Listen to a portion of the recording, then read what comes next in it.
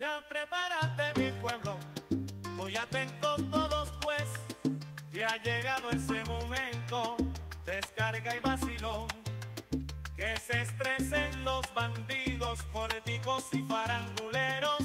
Ha llegado con su lengua afilada y muy directa, ese que llaman Gastón. Déjalo que hable, déjalo que ría, ese es el viejo Gastón. Déjalo que hable, déjalo que ría, ese es el viejo Gastón. Déjalo que hable, déjalo que ría, ese es el viejo Gastón. El viejo Gastón.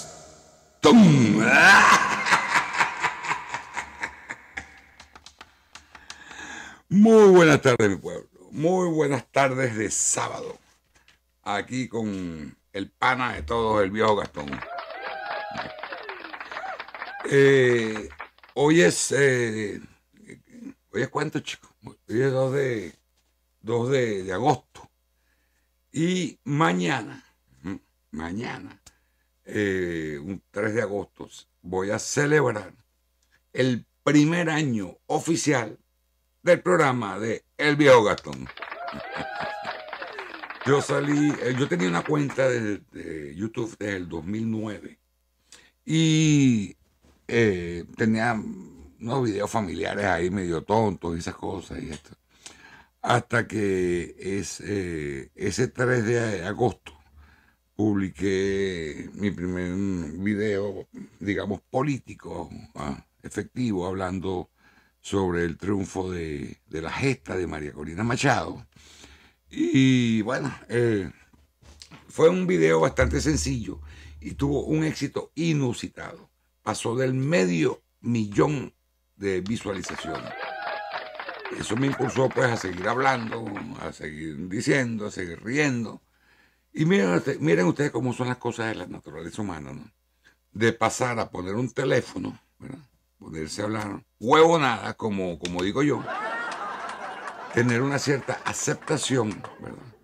Y hoy por hoy somos más de 15.500 en esta tribu de la Gastonera. Pero fíjense, la evolución ha sido empezar a hablar, empezar a buscar temas, tener momentos buenos, tener videos que inclusive no los borro por sentimiento, pero que son una total y absoluta basura. Recibir críticas, recibir elogios, recibir regalos. ¿Ustedes se acuerdan? Bueno, los que me siguen desde ese entonces, de aquella amable señora que me mandó un sombrero que era una arepa pelúa. Era como de espuma, ¿no? Y representaba una arepa rellena con carne y queso amarillo. Por ahí la tengo. Para mí es un gran tesoro eso, de verdad. Entonces, el programa ha ido evolucionando. Un amigo mío me consiguió el cartelito, ¿verdad? Apareció Pollo, un aplauso para Pollo. Ahí está Pollo. Eventualmente apareció Pollo, apareció la maquinita de limpiarse el asterisco, ¿verdad? Que aparecieron una pila de cosas. Apareció también el teléfono digital de El Viejo Gastón, con el cual estoy en comunicación con personajes que son los que me dan las ideas. Y bueno, la idea se ha ido desarrollando bastante bien, ¿no? Les agradezco mucho este primer año de éxitos y que continuemos juntos en este pueblo virtual, pasando un buen rato. Bien, eso que les conté ahora tiene una cierta relevancia, ¿verdad? Porque así es como funciona la naturaleza humana. Uno empieza, por ejemplo, friendo un pescado frito en el patio de su casa. El olor le da a un vecino, le da al otro. Tú le das un pedacito de pescado frito a un vecino, se lo das al otro. Y cuando vienes a ver, hay un vecino que quiere comprarte, ¿verdad? Para una cena con una familia, unos platos de pescado frito. De allí se pasa a una pequeña estructura y cuando vienes a ver, eres el dueño del restaurante de pescado frito más grande del pueblo.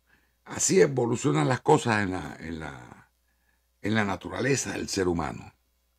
No tiene nada de particular, no tiene nada de malo, pero lo mismo que esto nos lleva, ¿verdad?, a una evolución positiva, también nos lleva a una involución bien negra y bien negativa, ¿no? Por ejemplo, tenemos el caso de el rey David. David fue un pastor, fue músico en la corte del rey Saúl, el primer rey ungido y consagrado para las 12 tribus de Israel. Pero con el tiempo, ¿verdad?, cuando ya David era un rey establecido, habiendo empezado un reinado justo, ¿verdad?, tuvo la desdicha de codiciar y desear, ¿verdad?, a Betsabé, que era la esposa de un gran soldado hitita, de las fuerzas que luchaba por el reino de Israel, llamado Urías, ¿no? Se le metió este demonio de pensamiento en la cabeza al rey David. ¿Y qué hizo el rey David? Mandó a poner a Urías, ¿verdad?, al frente, en primera línea, en una batalla, con la intención de que muriera. Y efectivamente, Urías murió en esa batalla. Así quedó al campo libre para quedarse con Betsabé. Pero ese pecado le valió la condena y la maldición del profeta Natán.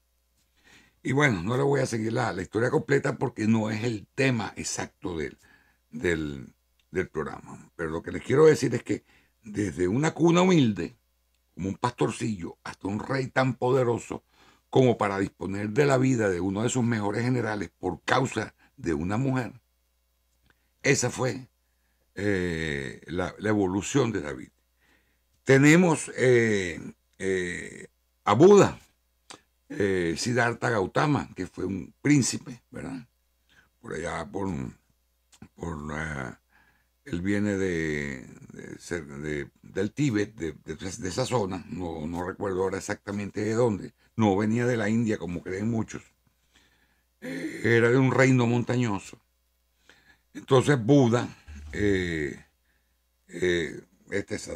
príncipe Siddhartha Gautama, renuncia a toda esa vida de lujos y cosas, empieza su evolución espiritual y consigue, ¿verdad?, llegar al nirvana, a esa falta absoluta de sentimientos, de pasiones, de deseos, de todo, ¿no? Se unió con el todo, con el universo. No les voy a explicar ahora toda la doctrina del budismo.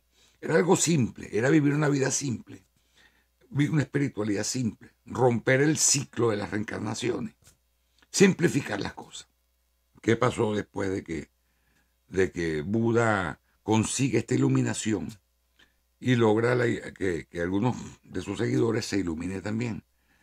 Llegaron aquellos que empezaron a hacer templos, que empezaron a deidificar a Buda, que Buda no es un nombre, Buda es un título, ¿verdad? Empezaron a construir imágenes, inclusive esa imagen de ese Buda rechoncho que muchos tienen en casa, que dicen que rascarle el ombliguito da suerte. Esa no es exactamente la representación del príncipe Siddhartha Gautama. Pero bueno, imagínense hasta dónde llegó todo esto. Y bueno, aquella doctrina simple, ¿verdad?, se transformó en castas, en monasterios, en monjes, en gobernantes. Y lo que les decía, la evolución natural propio de la naturaleza humana. Tenemos al pueblo judío, a los hebreos, en todo caso, empezando que mi historia tiene que ubicarse primero en las 12 tribus, atravesando el Sinaí, bajo el liderazgo de Moisés. El Señor, el Altísimo, le da a Moisés unas tablas con unas leyes espirituales simples, ¿verdad? En esas leyes espirituales destacaban los 10 mandamientos de la ley, Pero cuando Moisés baja con esas leyes, después de 40 días de encuentro con el Altísimo, se consigue que los hebreos, habían estado adorando un becerro de oro. Y estaban totalmente olvidados y desviados de ser un pueblo elegido por el Altísimo. Moisés destroza las tablas originales contra el piso, sube de nuevo al Sinaí, consulta con el Señor y el Señor le entrega unas nuevas tablas donde están los 10 mandamientos y una serie de normas y reglas que por la tradición han llegado a ser 613 normas y leyes, ¿verdad? Que se supone que el que siga esas leyes tiene que ser el perfecto hebreo, ¿no? Bueno, ya no les voy a hacer el cuento de cómo desaparecen las 10 tribus, cómo desaparece, al punto de que entonces queda solamente una tribu y media, que es lo que hoy conocemos como judíos, ¿verdad? Pero de estas 613 leyes, 361, creo, son prohibiciones, el resto son recomendaciones, ¿no? Entonces imagínense ustedes, de haber tenido la oportunidad de tener un canon de leyes espirituales, que cultivando el espíritu se supone, porque eso inclusive lo dice Jesús, que cultivando el espíritu todo lo demás es añadido. No, el Señor tuvo que imponerles un código, digamos, civil para civilizarlos, valga la redundancia, para primero prepararlos como seres humanos, materiales, y después, bueno, y eso fue el éxito de Jesús, que cuando pasa todo este tiempo y llega la figura de Jesús, él empieza a enseñar lo que supuestamente debió haberse enseñado en el monte Sinaí como sustento espiritual para una mejor vida material y aún una vida en el más allá. Bien, entonces ahora caemos en, según la lista que yo me hice aquí, porque ahora me estoy ayudando un poquito para mantener el hilo, porque la vieja Gastona me tiene desesperado con eso de que deje la improvisación. Y entonces, viene Jesús, reduce los 10 mandamientos a solamente 2. Amarás al Señor tu Dios por sobre todas las cosas y amarás a tu prójimo como a ti mismo. En eso se resume la ley y los mandamientos según las escrituras registradas en el Nuevo Testamento. A 2. Qué simpleza, ¿no?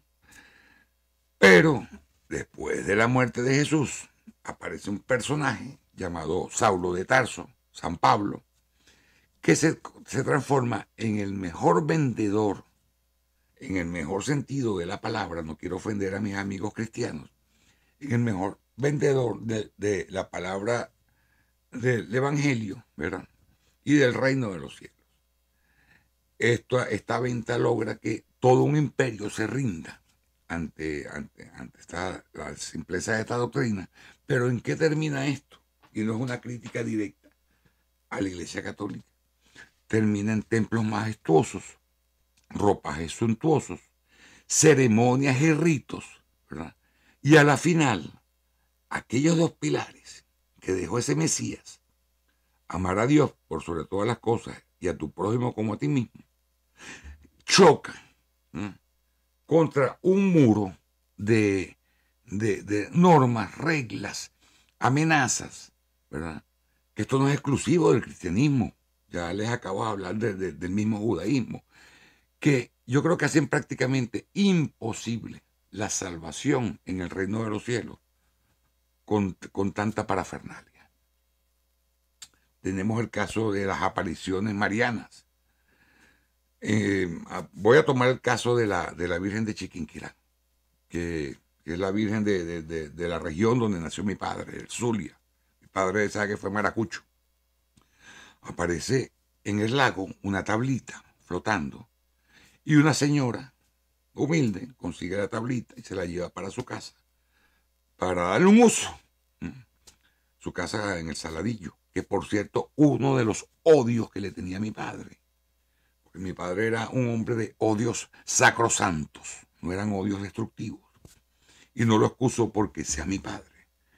Contra el expresidente Rafael Caldera, es que este expresidente, aparte de ser el creador de la figura del mortadelo galáctico Hugo Chávez Frías, este hombre destruyó el casco histórico del barrio del Saladillo, donde también nació mi padre. Inclusive destruyeron la casita donde se produjo el milagro de la Virgen de Chiquinquirá,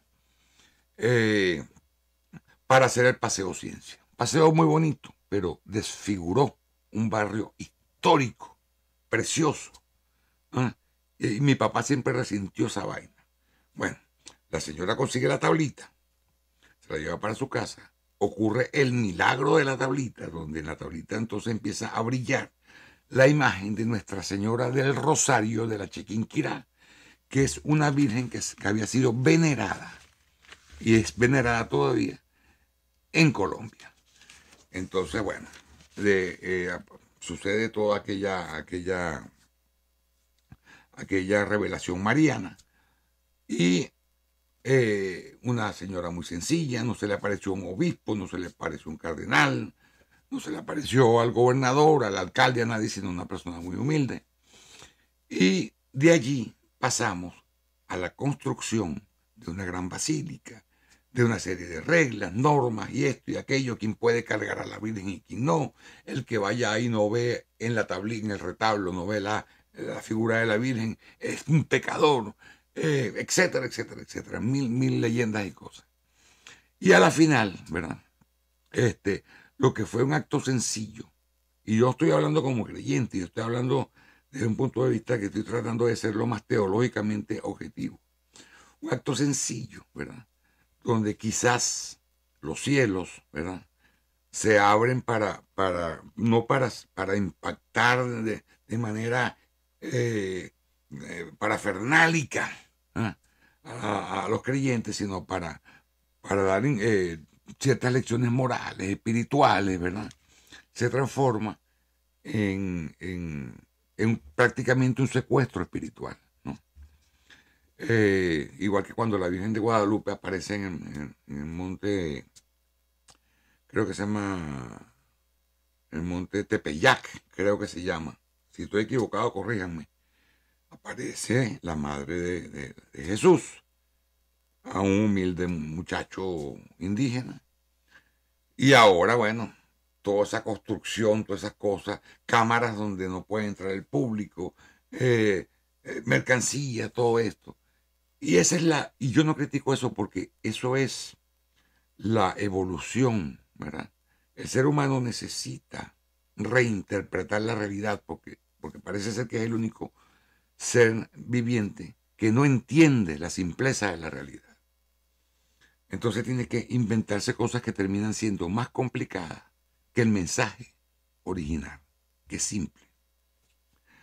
Tenemos ahora, y esto lo voy llevando de esta manera, sin llegar a caer en cuestionamientos teológicos de que yo soy de los que piensan que la figura del Altísimo ha sido secuestrada por rituales, por piedras, por construcciones, por oraciones, por procedimientos, por amenazas, amenazas de ir al infierno, etcétera, etcétera, etcétera.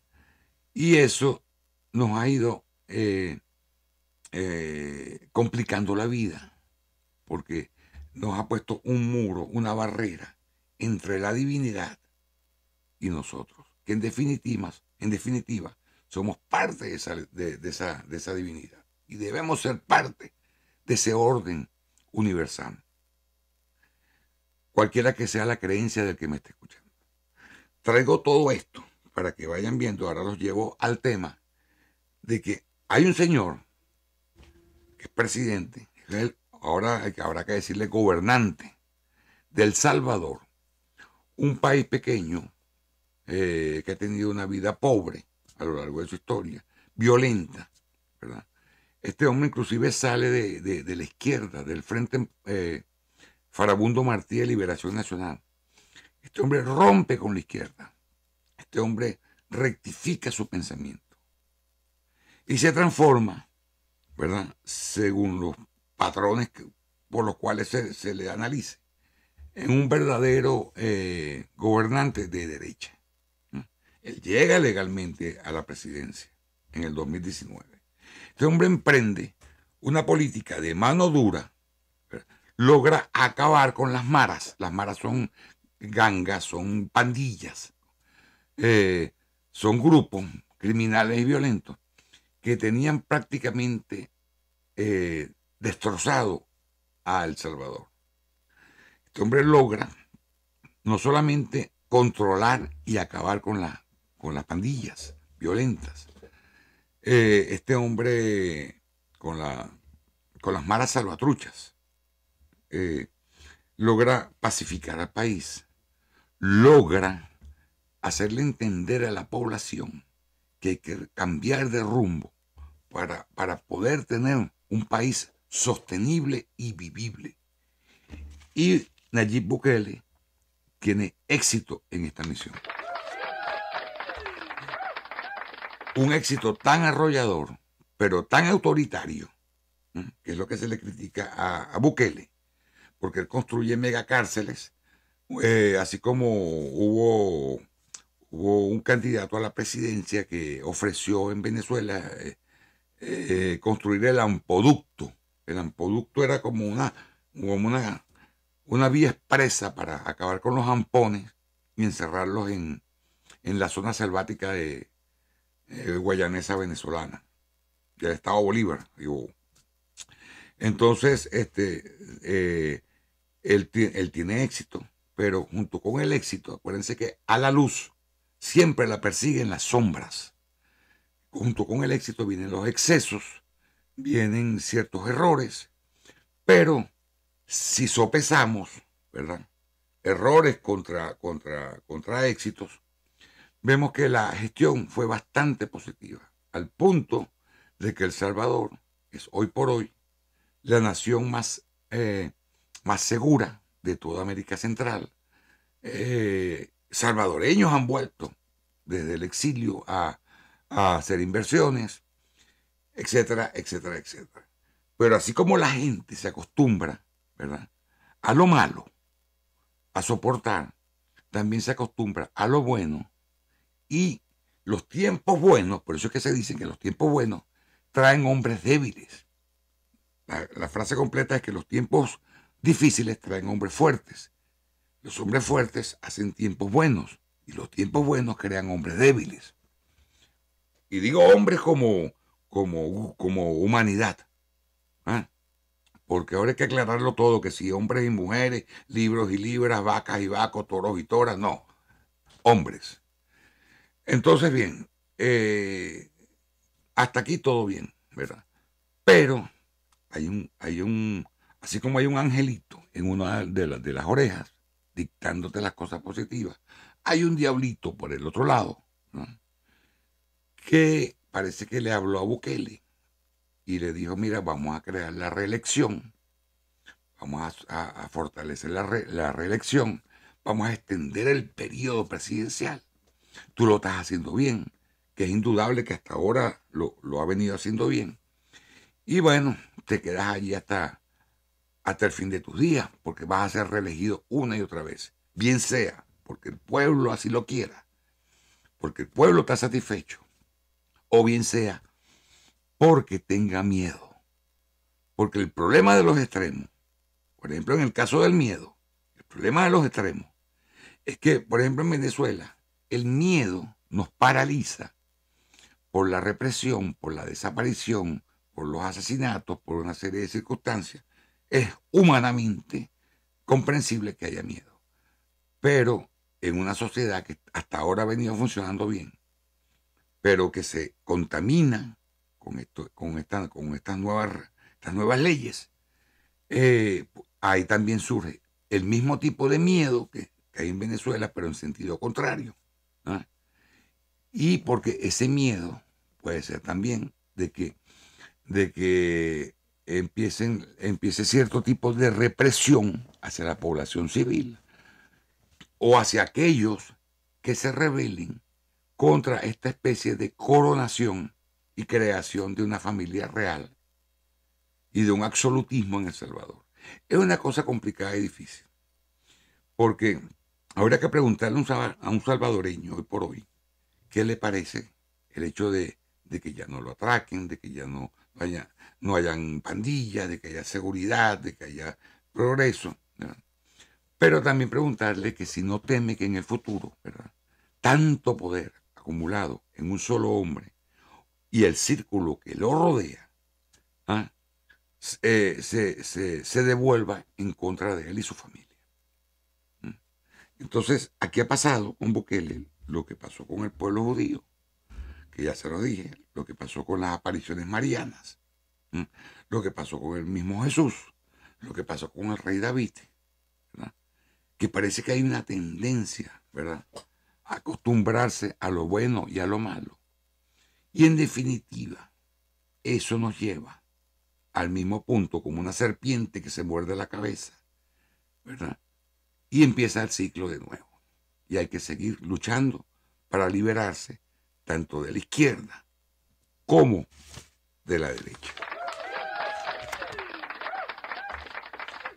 Es difícil la cosa, es muy difícil, pero creo que el presidente Bukele está cometiendo un gravísimo error, ¿verdad? No importa el signo de su gobierno, es la misma mala enseñanza que viene de la izquierda en general. Parte de esto, por ahí decía alguien que Bukele había fracasado, ¿verdad?, en crear un liderazgo que lo sucediera, ¿verdad?, en ese camino de éxito. No creo que todo el fracaso sea de Bukele. Creo que ha fracasado, y más que Bukele, el mismo pueblo. Porque un pueblo, ¿verdad?, que tiene semejante líder, un pueblo que tiene semejante enseñanza, que ve los resultados, lo menos que puede hacer es aprender, ¿verdad?, y aportar con educación, con formación, ¿verdad?, un liderazgo que suceda y que le sea alternativo al ejemplo que da el presidente Bukele. Ese es como el caso de María Corina Machado, que todo el mundo le reclama a María Corina Machado. La condenan o la justifican. Pero ¿quiénes de nosotros estamos asimilando la enseñanza política de ese liderazgo de María Corina Machado para que el día que Dios no lo permita y ella falte, cualquiera de nosotros levante la bandera? Y si bien no tiene que ser una copia exacta de lo que es María Corina Machado, porque cada cabeza es un mundo, ¿verdad? Cada uno de nosotros tiene una individualidad, una personalidad, pero por lo menos que haya unidad en la diversidad. Podemos ser todo lo diversos que nosotros queramos, porque eso se llama libertad, pero que haya una unidad que tienda al bienestar común. Ese es mi mensaje de hoy, mi pueblo. Yo no estoy condenando a Nayib Bukele, pero en cuanto empiecen las quejas reales, no las quejas de esa gente que hablan de los derechos humanos de una partida de delincuentes y matones y ladrones y pandilleros, no. Cuando empiecen los errores serios que afecten a la población, por supuesto que aspiro a tener salud y vida suficiente como para no quedarme callado. Este ha sido, mi pueblo, la descarga de sábado. Espero que lo interioricen y lo analicen y que sepan que se los trae siempre con mucho cariño este servidor de ustedes, el viejo Gastón.